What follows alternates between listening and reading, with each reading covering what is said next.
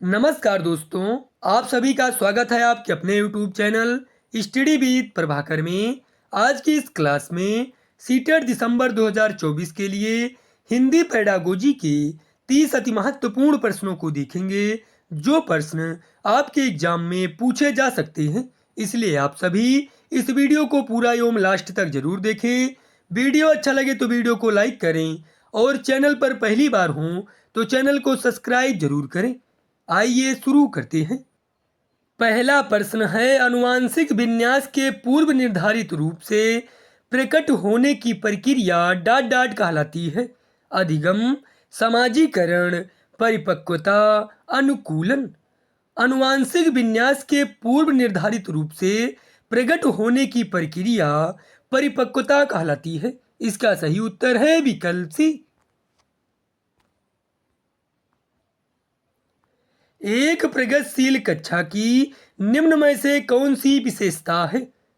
सहयोगितापूर्ण अधिगम, योग्यता आधारित स्थायी अलगाव, ड्रिल और अभ्यास पर जोर देना, पुरस्कार और दंड का प्रयोग। एक प्रगतिशील कक्षा की विशेषता है सहयोगितापूर्ण अधिगम। इसका सही उत्तर है विकल्प ए।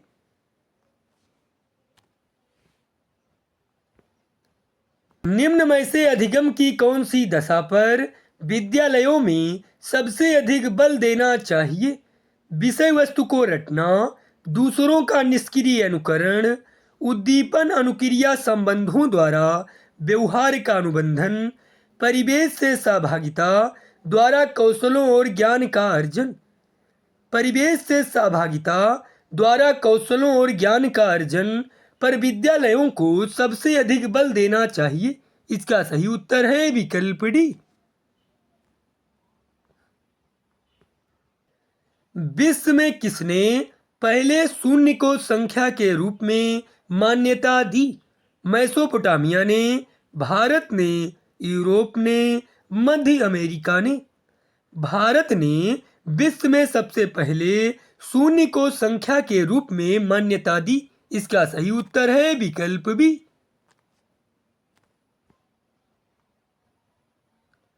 शून्य के बारे में कौन सा वाक्य सही है? शून्य मानव जनित आविष्कार है। शून्य की गणना मानव ही कर सकते हैं। शून्य मूर्त अवधारणा है। शून्य प्राकृतिक प्रदत्त है। शून्य के बारे में सही है, शून्य मानव जनित आविष्कार है। इसका सही उत्तर है विकल्प ए। धरती पर आने वाले संकटों के लिए उपयुक्त शब्द नहीं है। भूचाल, प्रलय, भूकंप, सिंधु। सिंधु धरती पर आने वाले संकटों के लिए उपयुक्त शब्द नहीं है। इसका सही उत्तर है विकल्प डी। वैज्ञानिक में मूल शब्द है विज्ञानी, विज्ञान, ज्ञान, विज्ञान। वैज्ञानिक में मूल शब्द है ज्ञान। इसका सही उत्तर है विकल्प सी। शून्य की अवधारणा आने पर भी मनुष्य ने इसे बहुत समय तक संख्या क्यों नहीं समझा होगा? इसका प्राकृतिक प्रदत्त न होना, मूर्त चीजों से शून्य की संबद्धता न होना, सभी वैज्ञानिकों द्वारा इसे मान्यता न देना, पशुओं द्वारा इसकी समझ रख पाना। इसका सही उत्तर है विकल्प बी, मूर्त चीजों से शून्य की संबद्धता न होना। संख्याओं के संदर्भ में कौन सी अवधारणा समझनी सबसे कठिन है? शून्य जोड़ा जा सकता है, शून्य एक से बड़ा है, शून्य एक से छोटा है, शून्य सबसे बड़ी संख्या है। संख्याओं के संदर्भ में शून्य एक से छोटा है, इस अवधारणा को समझना सबसे कठिन है। इसका सही उत्तर है विकल्प सी। धरती को कौन डुबोना चाहता है? अत्यधिक भूकंप, अत्यधिक गर्जना, अत्यधिक सिंधु, अत्यधिक वृष्टि। अत्यधिक वृष्टि धरती को डुबोना चाहता है। इसका सही उत्तर है विकल्प डी। भाषा विज्ञान की कौन सी शाखा संदर्भ में भाषा से जुड़ी है? उपयोगिता विज्ञान, स्वर विज्ञान, आकृति विज्ञान, अर्थ विज्ञान। भाषा विज्ञान की उपयोगिता विज्ञान की शाखा संदर्भ में भाषा से जुड़ी है। इसका सही उत्तर है विकल्प ए। आपका सच्चा मित्र कौन होगा? जो केवल खुशहाली में आपका साथ दे, जो कठिन समय में आपका साथ दे, जो आपके गुणों का वर्णन करता रहे, जो सबके सामने आपकी गलतियां बताए। आपका सच्चा मित्र वह होगा जो कठिन समय में आपका साथ दे। इसका सही उत्तर है विकल्प बी।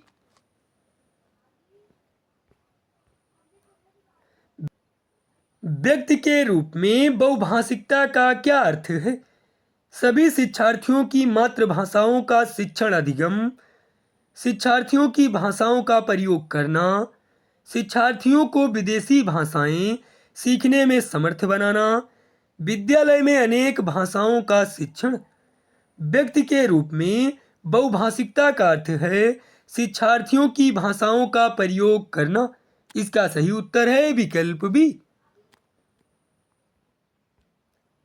देश का सम्मान बढ़ने से क्या आशय है? ईमानदारी, अच्छे दिन की शुरुआत, संस्कृत की सुरक्षा, शिष्ट व्यवहार। देश का सम्मान बढ़ने से आशय है संस्कृत की सुरक्षा। इसका सही उत्तर है विकल्प सी। लेखक की दृष्टि में सर्वाधिक महत्वपूर्ण है राष्ट्रीय संस्कृत की अपेक्षा करना, शिष्ट व्यवहार की अनदेखी करना, अपने देश की दूसरे देश से तुलना करना, देश की श्रेष्ठता एवं प्रतिष्ठा।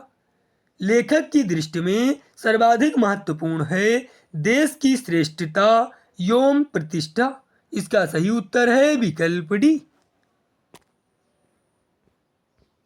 शिष्ट व्यवहार का उदाहरण है आप शब्दों का प्रयोग करना, कूड़ा बाहर फेंकना, समय का पाबंद होना, वचन ना निभाना। शिष्ट व्यवहार का उदाहरण है समय का पाबंद होना।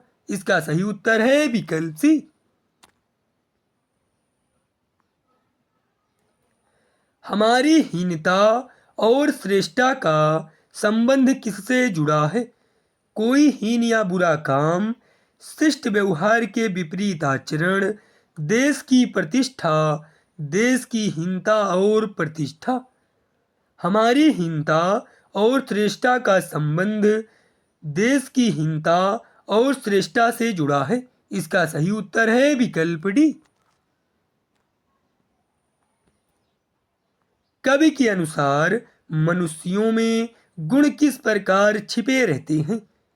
पूर्व में जैसे सूरज हो, मेहंदी में जैसे लाली हो, प्राकृत में हरियाली हो, सागर में पत्थर हो। कवि के अनुसार मनुष्यों में गुण मेहंदी में जैसे लाली हो इस प्रकार छिपे रहते हैं। इसका सही उत्तर है विकल्प बी। पियाजे के अनुसार भाषा अर्जन की प्रक्रिया है युक्तजन्य, साहचर्यजन्य, सुमेलन, सामाजिक। पियाजे के अनुसार भाषा अर्जन की प्रक्रिया युक्तजन्य है। इसका सही उत्तर है विकल्प ए। भाषा की पाठ्य पुस्तक का शैक्षिक पक्ष क्या है? पुस्तक की वर्तनी, पुस्तक में चित्रों का स्थान, विषय वस्तु का चयन, वर्तनी एवं चित्र सज्जा के साथ उत्तम विषय वस्तु। भाषा की पाठ्य पुस्तक में शैक्षिक पक्ष है विषय वस्तु का चयन। इसका सही उत्तर है विकल्प सी। कुल भौतिक प्रक्रिया में किसके केंद्रीय भूमिका होती है? परिवार की, अभिभावक की, विद्यार्थी की, शिक्षक की। कुल भौतिक प्रक्रिया में शिक्षक की केंद्रीय भूमिका होती है। इसका सही उत्तर है विकल्प डी।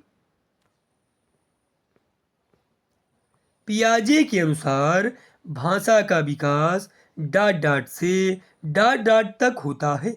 निजी से सामाजिकृत, आत्म केंद्रित से सामाजिक, निजी से व्यक्तिगत, सामाजिक से आत्म केंद्रित।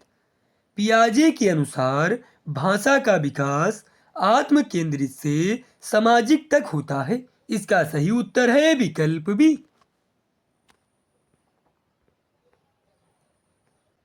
परचून की दुकान का आशय है आटा दाल आदि की दुकान, दवाइयों की दुकान, खिलौने की दुकान, कपड़ों की दुकान। परचून की दुकान का आशय है आटा दाल आदि की दुकान। इसका सही उत्तर है विकल्प ए।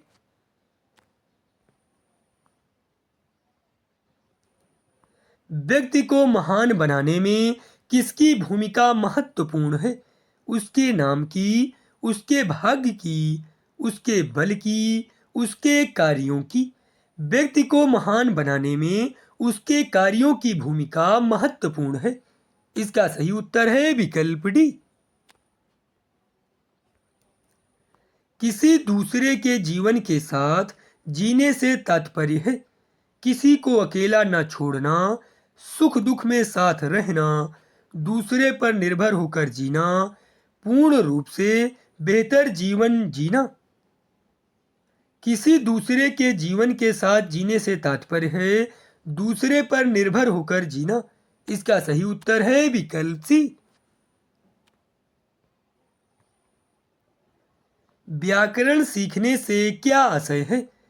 अर्थ से संदर्भ में प्रयोग करना सीखना, किसी भी भाषा के लिखित और बोले जाने वाले स्वरूप में गलतियां निकालना, व्याकरण के नियम सीखना, सर्वप्रथम नियम सीखना और बाद में उसका प्रयोग कर सकना। व्याकरण सीखने से आशय है अर्थ से संदर्भ में प्रयोग करना सीखना। इसका सही उत्तर है विकल्प ए।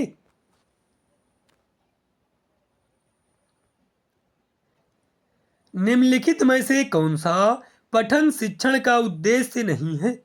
पाठ्य सामग्री शब्द और वाक्यांशों को डिकोड करना, शब्दों, वाक्यांशों, भाषाओं के नमूनों से अर्थ ग्रहण करना, पाठ्य सामग्री को पढ़ते समय अर्थ ग्रहण करना, पाठ्य सामग्री के मुख्य बिंदु को पाठक के पूर्व ज्ञान से जोड़ना। पठन शिक्षण का उद्देश्य नहीं है पाठ्य सामग्री शब्द और वाक्यांशों को डिकोड करना। इसका सही उत्तर है विकल्प ए। लेखक के किस उपागम को लेखन के द्वारा लिखना सीखना कह सकते हैं? उत्पाद उपागम, प्रक्रिया उपागम, दूसरों के लेखन की नकल करना, बिंदुओं में लिखना। लेखक के प्रक्रिया उपागम को लेखन के द्वारा लिखना सीखना कह सकते हैं। इसका सही उत्तर है विकल्प बी। पठन शिक्षण शास्त्र किस बात का समर्थन करता है? लेखक बनने के लिए पठन आवश्यक है। पाठ्य सामग्री के विचारों का सांकेतिकरण पठन है। पठन का मतलब अर्थ ग्रहण करना है। पठन का मतलब लिपि पढ़ना है।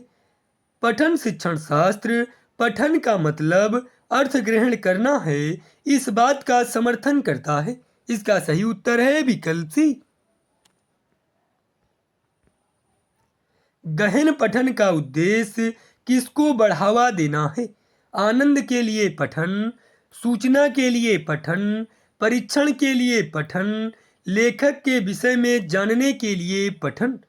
गहन पठन का उद्देश्य आनंद के लिए पठन को बढ़ावा देना है। इसका सही उत्तर है विकल्प ए।